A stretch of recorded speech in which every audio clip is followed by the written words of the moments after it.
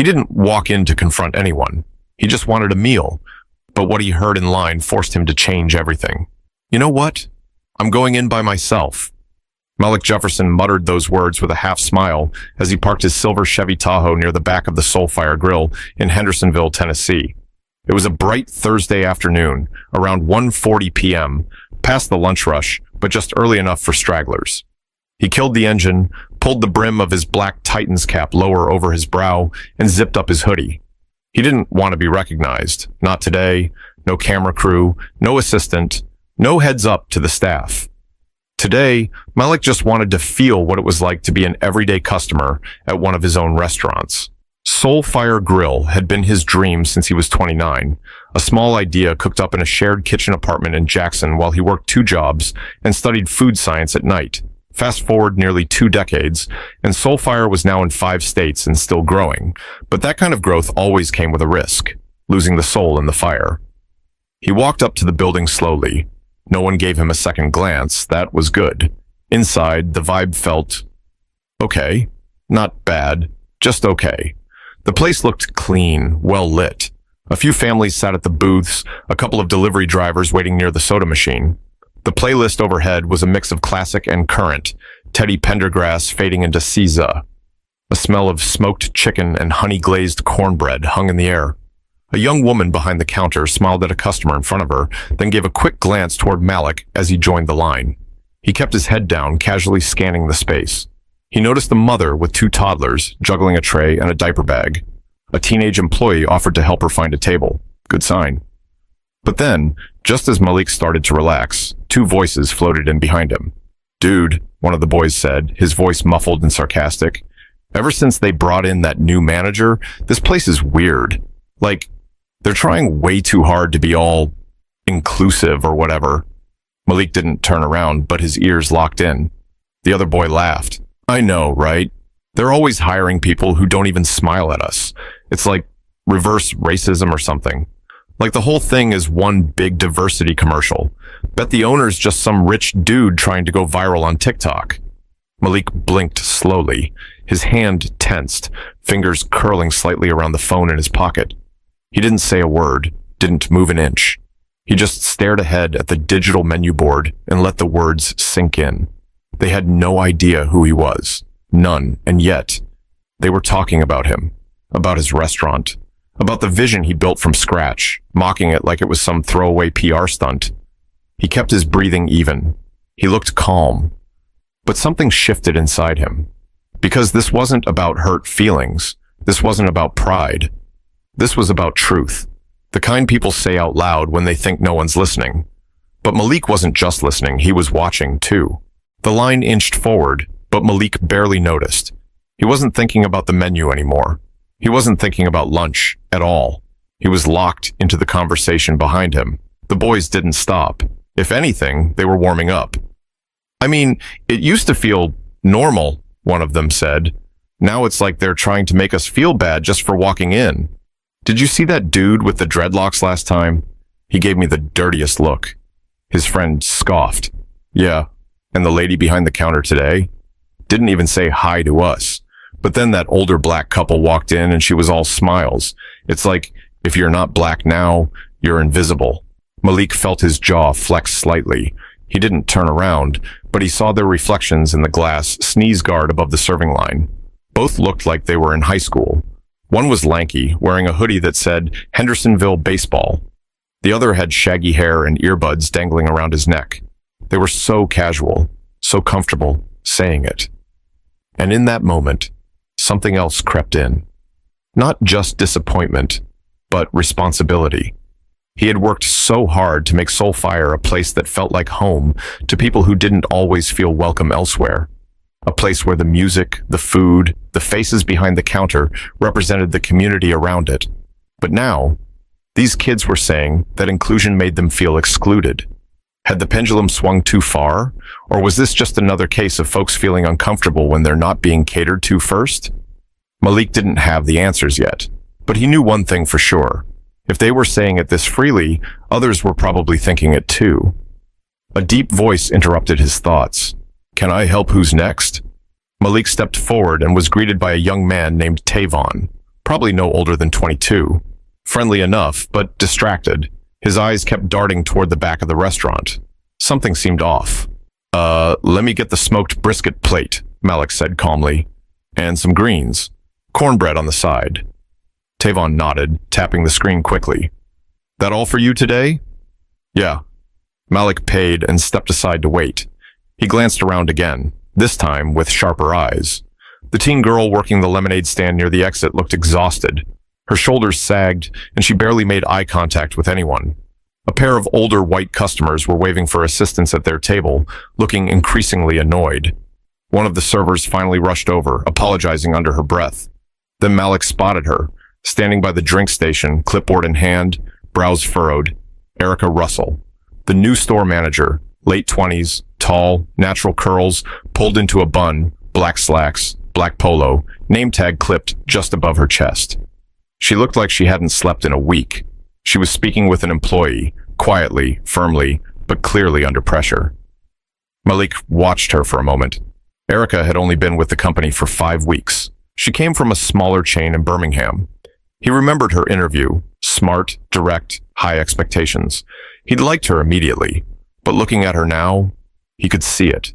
The stress, the disconnect, the weight of trying to meet corporate expectations and keep the peace between a diverse staff and a divided clientele. Malik took his tray when it was ready and walked toward a small booth near the window. The 2 boys behind him were still in line. One of them dropped a bro loud enough to bounce off the tile. He sat down and opened his container, pretending to eat, but he wasn't hungry anymore. He didn't need a meal. He needed answers. Malik kept his eyes on the room while pretending to enjoy his brisket. It was good, seasoned just right, tender, rich, but it felt like background noise to the storm brewing in his head. He chewed slowly as Erica moved from station to station, checking inventory at one point, then answering what looked like a complaint from a man in a plaid shirt who pointed to his tray and shook his head. She apologized quickly and walked off toward the kitchen, already scribbling something on her clipboard. She looked like she was holding the whole place up by sheer will, and Malik could tell. It was starting to crack her. He scanned the floor. A couple near the back, black and in their late 50s, sat quietly and waited almost 10 minutes before someone took their drink order. Across from them, 2 younger white women laughed with a staff member. He was grinning ear to ear, cracking jokes as he took their tray away. It wasn't about being friendly. Everyone should feel welcome here. That was the whole point. But Malik started noticing something deeper. Patterns. Smiles were quicker for some. Service was faster for others. Eye contact, body language, the tone of voice. It shifted from table to table, depending on who was sitting there. And it wasn't malicious. No one was throwing slurs. No one was raising their voice. But it was real. And maybe worst of all, no one seemed to notice it but him. He spotted Tavon again near the drink machine, wiping down the counter without much urgency. Malik stood and walked toward him slowly, tray in hand. Yo, Malik said casually. Can I ask you something? Tavon looked up. Yeah, what's up? Malik tilted his head slightly. You been working here long? About a year, since last summer. How you like it? Tavon hesitated, then shrugged. It's straight. Malik gave him a second. I'm asking because I run a couple spots myself. Not food, but customer-facing. Retail. I'm just here scoping the vibe. Tavon relaxed a little. Oh, word? Cool.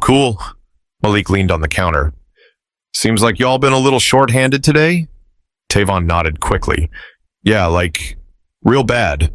2 people quit last week. One girl said she wasn't trying to deal with the attitudes anymore. Erica been trying to hold it down, but she stretched. Malik looked toward the back again. Erica was talking with someone at the kitchen door, her arms folded, shoulders tense. She good people? Malik asked. Tavon's face tightened. He looked around before answering. She cool, he said slowly. But some folks don't like the way she runs stuff. She real strict. Always on time, always checking. Some of the older workers, they think she trying to change too much. Like what? I mean, the music, the uniform rules, who gets what shifts. She say it's about fairness, but, Tavon hesitated. Some folks think she only look out for the ones that look like her, you feel me? Malik blinked once. Is that true? I don't know, man. I just clock in, do my job, and dip. I don't get in the middle of all that. Malik gave a nod. Fair enough. He stepped away and sat back down, mind running fast now. He wasn't mad at Tavon. The kid was just trying to survive like everyone else. But the comment stuck with him. She only look out for the ones that look like her. That's what folks used to say about him back in the early days, back when he opened the first Soulfire Grill in Memphis and hired mostly people from his old neighborhood. He remembered hearing whispers from suppliers, even customers. Like his effort to give folks a shot meant he was playing favorites. It had taken years to prove otherwise. Now here he was, watching the same thing happen to someone he had hired to lead, and whether the whispers were true or not, perception was already writing the story. But Malik didn't want to read the story. He wanted to rewrite it before it spread. Malik stayed seated for a few minutes, pretending to sip lemonade while his eyes scanned the room again. Erica had disappeared into the back. The two boys were finally seated near the window, tearing into their burgers, still laughing, still talking. Malik's foot tapped under the table. He couldn't sit still anymore. He stood up and walked slowly toward the hallway that led to the kitchen and manager's office. He didn't plan to barge in. That wasn't his style. But he needed a closer look, a deeper read on the place. Halfway down the hall, he noticed a narrow side door propped open just slightly. Voices filtered out. Erica's voice, sharp but hushed. I've told you 3 times, if the food isn't hot, don't send it out. They will complain. I will get blamed. And I'm not covering for anyone anymore. A man responded, older, white, maybe late 40s. Malik couldn't see him, but his voice was tired. It's not about the food, Erica. It's the way you talk to people. The tone. You act like we're kids. I'm trying to keep us from getting written up by corporate again, Erica said. You think I enjoy checking every tray, running orders, covering 3 shifts a day? Nobody respects the job unless I'm breaking my back. There was a pause. Maybe that's the problem, the man said. You care too much. Malik stepped back before anyone saw him. He turned, walked toward the front of the restaurant again, and found an empty stool at the corner near the register. A quiet space, far from the noise. His brain was spinning now. He'd hired Erica because she was sharp, focused, and organized, but maybe, just maybe, he'd thrown her into the deep end without a life jacket. She was managing a diverse staff, an unpredictable customer base, and constant pressure from above, all while fighting battles she couldn't name out loud. And now some of the employees were questioning her leadership. Some of the customers were complaining. The teens behind him had turned her efforts into a joke. And Malik? He was sitting in the middle of it all, anonymous, watching his values twist into something else. He pulled out his phone and opened the Notes app. Restaurant check, Hendersonville. Strengths, food quality still high, clean, some engaged staff, problems, energy low, staff split, service inconsistent, Erica, burned out, may need backup or reassignment. He paused, then added, customers, some feel unseen, others think it's too woke. That middle ground we used to live in, it's disappearing. He saved the note and looked up. Tavon walked by again, glancing at him, then away. Malik stood and followed him toward the soda machine. Yo, Malik said, keeping his voice casual. You got a second? Tavon looked around. Yeah. You mind telling me something? For real? Tavon nodded slowly. If you were in charge of this place, Malik asked, what's the first thing you'd fix? Tavon blinked, surprised. Then he laughed lightly. You serious? Dead serious. Tavon thought for a second. I guess I'd make it less tense. Like, sometimes it feels like you gotta pick a side, even behind the counter. You cool with one group, you alienating another. People don't even talk on breaks no more. Malik said, almost to himself. Some folks blame Erica. Some blame the owner. But most of us just keep quiet, 'cause we need the paycheck. Malik nodded, then stuck out his hand. I appreciate that, man. Really. Tavon shook it, still unsure who this guy was, but curious now. Malik turned back toward the front and paused near the entrance. He looked around one last time. The food was still fire. The bones of the place were solid, but something was off in the soul of Soul Fire. And if he didn't speak up now, the whole thing might rot from the inside. But first, he had to decide, protect the image or tell the truth out loud. Malik walked back toward the counter, slow and calm. But inside, Something was boiling. He passed by a family with 3 kids sitting near the front. One of the little girls smiled up at him. He nodded back, lips pressed tight, eyes still scanning the floor. Then he saw Erica. She had just come out of the kitchen again, clipboard gone, arms crossed now. Her posture was different, no longer composed, tight, stiff, like someone bracing for impact. She turned toward the service line just in time to see one of the servers hand a cold tray of ribs to a customer, who took one look and frowned. The customer, a white man in his 60s wearing a camo hat, sighed loudly and stepped back toward the counter. "Excuse me," the man called out, holding up the plate. "This is cold, again." Erica stepped in, already apologizing. "I'm sorry, sir. I'll get that fixed right now." But the man cut her off. "No offense," he said loud enough for the whole front half of the restaurant to hear. "But ever since this place got political, service went down the drain." The room went quiet. Just for a moment. Erica froze.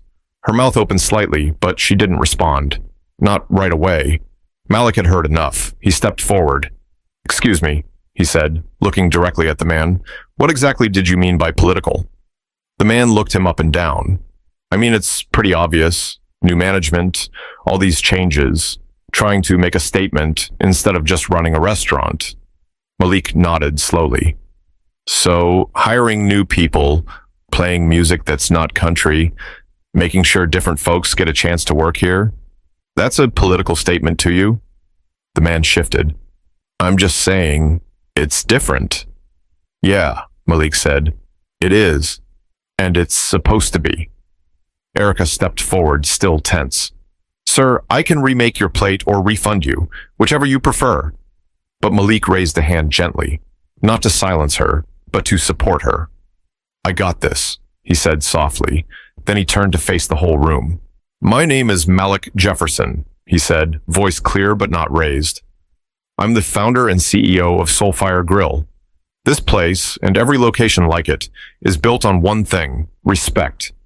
Respect for the people serving the food, respect for the ones eating it, respect for the communities we're part of. And if that makes you uncomfortable, maybe the food's not the problem." A hush settled over the restaurant. Erica's mouth parted in shock. Tavon, standing by the register, froze. One of the teen boys near the window dropped his fry mid-bite. The customer in the camo hat mumbled something under his breath and backed away, placing his plate on the counter. He didn't ask for a refund. He just walked out. Malik stood there for another second, letting the silence linger. Then he turned to Erica. "You all right?" She nodded slowly, still stunned. I didn't know you were coming in today." "Didn't plan to," he said, "but I'm glad I did." "I'm sorry about all of—" "No," he said, cutting her off gently. "You've been holding this place up with one hand tied behind your back. I should have given you better support from day one." She blinked hard, swallowed. Her eyes glossed just a little. "You've been trying to keep this place running," Malik said, "but it's not just about food and schedules. It's about people. And something's gotten lost in here. We gotta get it back." Erica nodded. "Okay." Malik turned toward the counter, where half the staff was now watching him like he'd just walked out of a movie. "I need 10 minutes with the team," he said, loud enough for them all to hear. "Right after this rush."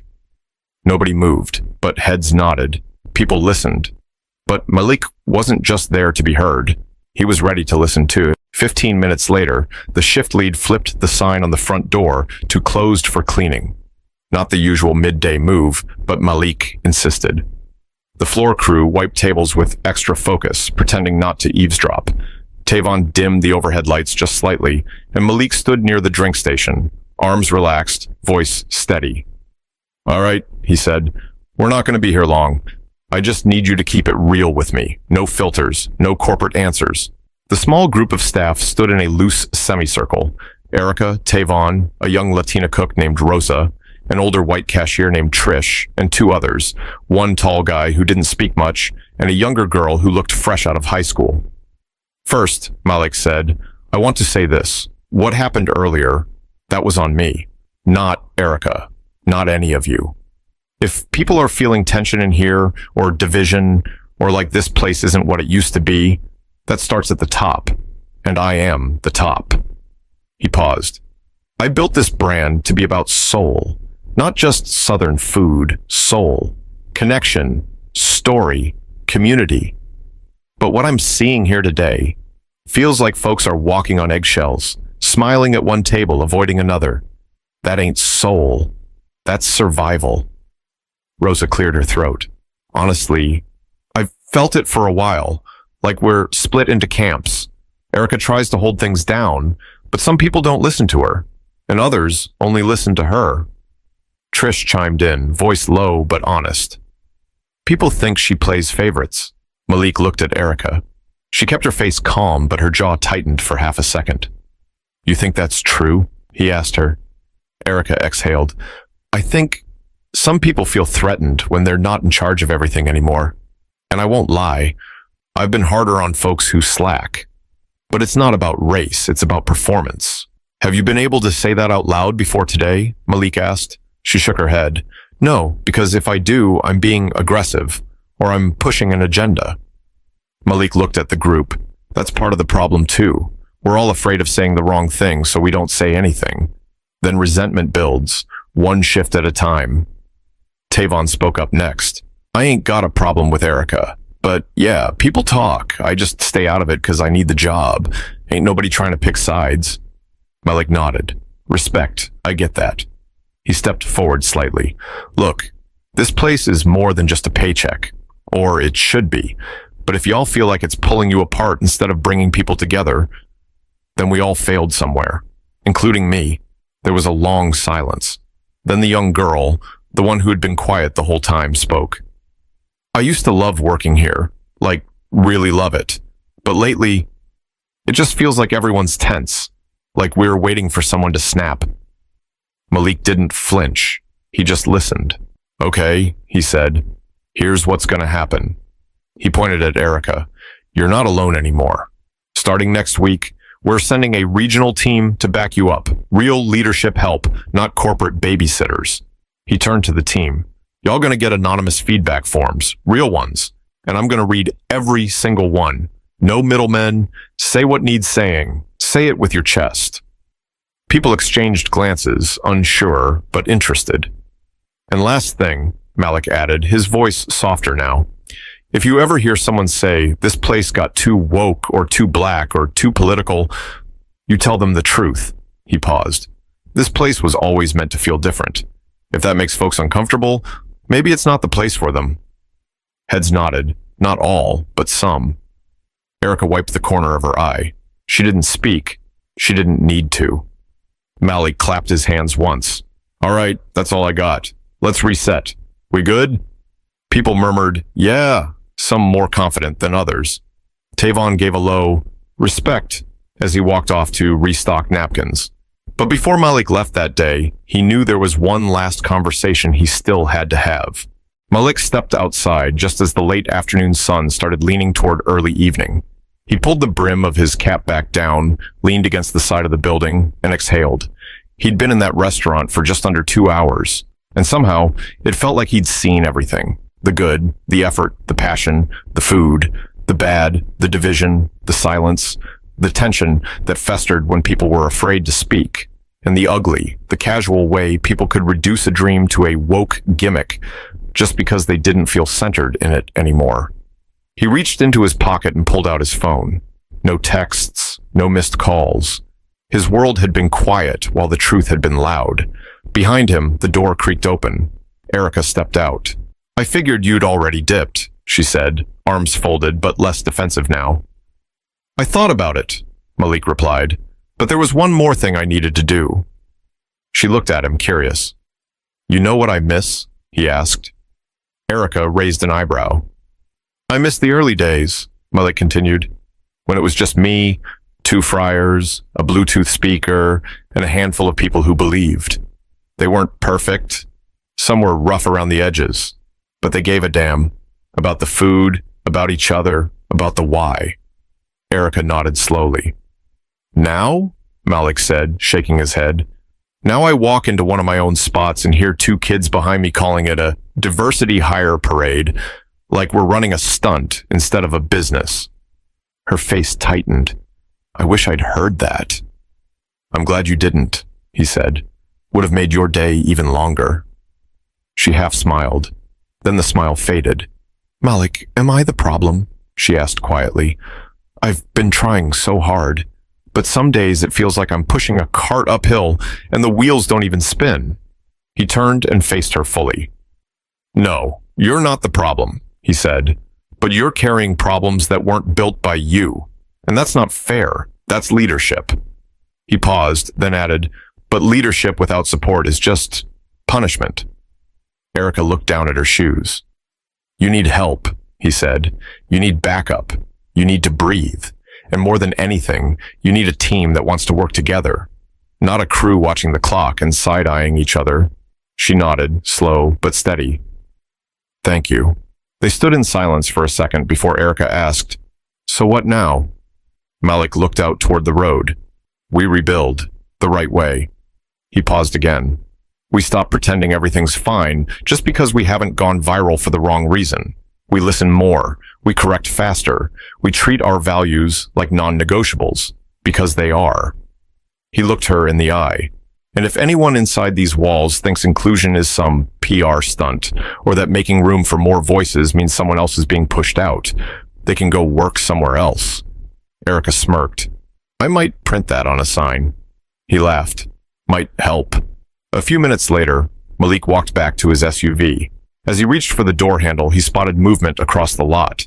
It was the two teenage boys from earlier, standing near a beat-up Honda, slurping the last of their drinks. One of them looked over and recognized him. The other whispered something, then started walking toward him.